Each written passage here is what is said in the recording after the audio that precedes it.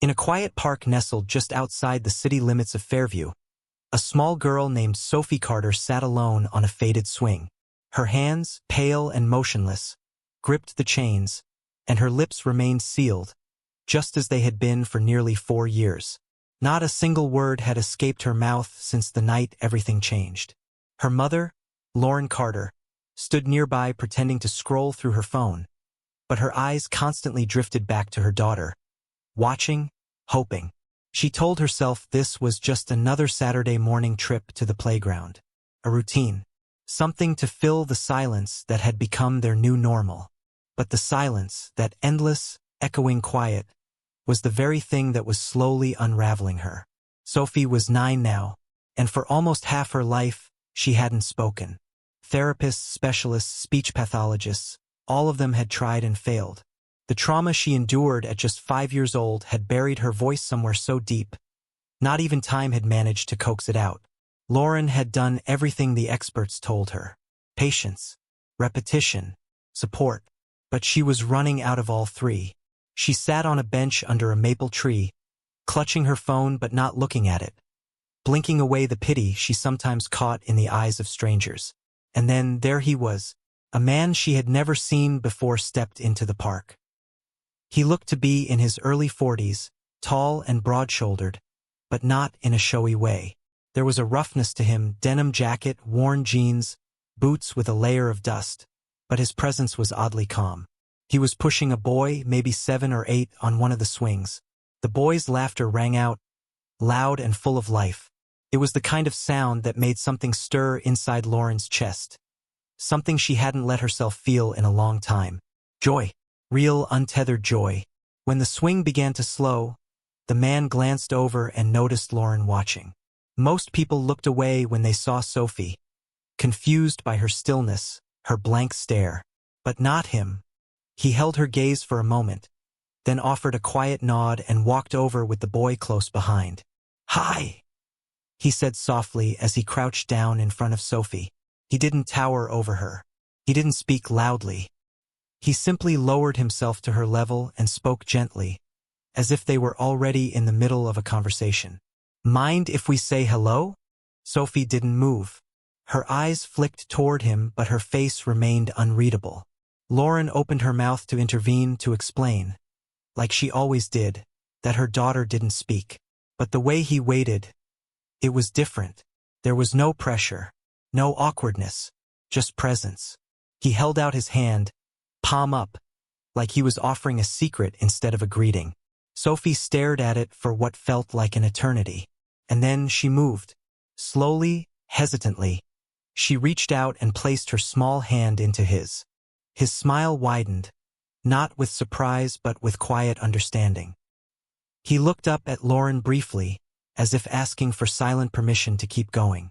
"You know," he said, lowering his voice like he was sharing something sacred, "my son told me that slide over there, the little one by the sandbox, he said it's only for the bravest kids." Sophie's eyebrows twitched. "I told him I'd already met someone braver," the man added, still smiling. She stared at him, unmoving but clearly listening. "Want to know how I knew?" he asked in a whisper. He gently tapped her chin with one finger and waited. Not another sound. Not another word. Lauren held her breath. And then, so quiet she wasn't sure she heard it right, Sophie whispered one word. "How?" Time stopped. The earth kept turning, but Lauren's world froze. She sat upright, her chest locked in disbelief. 4 years of silence. Gone. Shattered by a stranger in a park with nothing but a smile and a kind word. But the man didn't make a scene. He didn't call attention to the miracle. He didn't even glance toward Lauren. He just leaned a little closer and said, "Because brave kids don't need to be the loudest. They speak when it really matters." Sophie blinked. She seemed to be turning the words over in her mind, trying them on like a new pair of shoes. "What's your name?" she asked, a little louder this time. Lauren nearly fell off the bench. The man's grin returned, steady and sincere. "My name's Mark, and this little troublemaker right here is my son Tyler." Tyler gave a quick wave, his sandy hair ruffling in the breeze. Sophie looked at him, then back at Mark. I'm Sophie, she said. Mark nodded like he had known that all along. Nice to meet you, Sophie. He looked around the playground, then leaned closer once more. You want to know a secret about this park? Sophie nodded. Mark tilted his head, lowered his voice, and whispered something into her ear. Something only she could hear. Lauren couldn't make out the words, but she could see her daughter's lips slowly curling upward. A smile. Not the half-hearted kind she had forced in therapy or in front of worried relatives. A real, genuine smile. One that reached her eyes. And just like that, everything changed. Part 2, the slide, the smile, and the shift. The best slide, Mark whispered, his voice low and playful, is not that big one over there. Sophie looked up at him, eyes slightly wider now, her curiosity sparked. It's the smaller one behind the sandbox, he said with a grin. Sun hits it all morning, makes it faster. Secrets in the warmth. Sophie's eyebrows lifted just a little more. A sign Lauren hadn't seen in so long she nearly forgot it existed. It was the look of wonder. Pure, unscripted interest. That spark alone made Lauren's throat tighten. Mark turned his attention back to Sophie. Wanna try it? She paused, glanced toward her mom. Lauren gave the smallest of nods. Go on, sweetie. Mark didn't take her hand, didn't coax, didn't guide her like a fragile thing. He simply stood and walked beside her, at her pace. Tyler raced ahead, already pointing at the slide, excitement lighting up his whole body. Sophie followed, each step cautious but steady. Lauren stayed seated, watching them disappear behind the sandbox. Then she noticed something. Her hands were trembling. It wasn't just that Sophie had spoken. It was how effortlessly it had happened. How this complete stranger had met her daughter in that silent place and walked right into it. Not with pressure or pity, but with presence. A few minutes later, the children returned. Sophie's cheeks were flushed, her breath quick, and her eyes alive. She climbed back onto the swing, a smile tugging at her lips as Tyler stood beside her like they'd been friends forever. Mark lingered nearby, then leaned slightly toward Lauren. She's got things to say, he said. Lauren felt the words ripple through her. She looked at him, almost afraid to speak. How did you know? She asked. How to reach her? Mark exhaled and stared into the distance for a moment. There was something in his silence. Not evasive, but heavy. You don't need to answer that, Lauren added gently. I'm sorry. It's just, I've been trying for so long. Mark finally spoke. Sometimes all people really need is someone who doesn't look past them. Before Lauren could respond, Tyler tugged on Mark's sleeve, reminding him they were supposed to leave. But Lauren couldn't let him go. Not just like that. Something deep inside her, deeper than instinct, told her that this man wasn't just another passing stranger. He had stepped into Sophie's world and somehow lit a path no one else had been able to find. Mark, wait, she said as she stood. He turned, Tyler still clutching his hand. The breeze caught his jacket, and for just a moment Lauren thought she saw something flicker in his eyes, hesitation, maybe, or reluctance. I know we don't know each other, she said, struggling to keep her voice even. But would you want to grab coffee sometime? Mark didn't speak right away. His jaw shifted slightly. We don't usually do cafes, he said at last. But there's a diner off Pine Grove, kinda quiet. We go there sometimes. Lauren nodded quickly. Perfect. I'll follow you. Sophie's voice suddenly cut through the air, soft but sure. Can Tyler ride with us? The words flowed out so naturally. Lauren nearly forgot this was the same child who hadn't spoken in years. Mark smiled, warm and genuine. Maybe next time, kiddo. Today, he's riding with me. 15 minutes later, the four of them met again. Inside a retro-style diner with red booths, checkered floors, and the aroma of fresh pie and hot coffee. The space was small, with soft lighting and a hum of background conversation that wasn't overwhelming. Tyler slid into the booth across from Sophie without hesitation. Already chattering about something she leaned in to hear. Lauren watched as her daughter giggled and whispered back. The sound made her chest ache in the best way. Mark ordered a black coffee. Nothing else. Lauren's eyes drifted to his hands. Scarred, rough, but steady. She noticed the slight stiffness in how he sat, a small limp in the way he shifted in the booth. She chose her next words carefully. "If you don't mind me asking, how did you know what to say to her?" Mark looked into his cup like it held more than just coffee. "My little sister stopped talking when we were kids," he said eventually. "Our dad took off when I was 10. She was 8. One day she just stopped." Lauren didn't interrupt. She just let him speak. "Everyone thought she broke, but I don't think she did. I think she just got tired of people not hearing her." He looked across the table, not at her but at Sophie. "You helped her talk again?" Lauren asked quietly. Mark's mouth quirked into the faintest smile. "I didn't make her do anything. I just listened until she was ready to answer." At that moment, Tyler burst into laughter, and Sophie laughed with him. A light, full-bodied giggle that filled the booth like sunlight. Lauren swallowed hard. She hadn't heard that sound in years. Then the waitress came by, refilling coffee, and Mark reached out with one hand. His sleeve slipped back, and that's when Lauren saw it. A thin, faded hospital band wrapped around his wrist. Still there, still worn. She didn't say anything. Not yet. But something in her knew.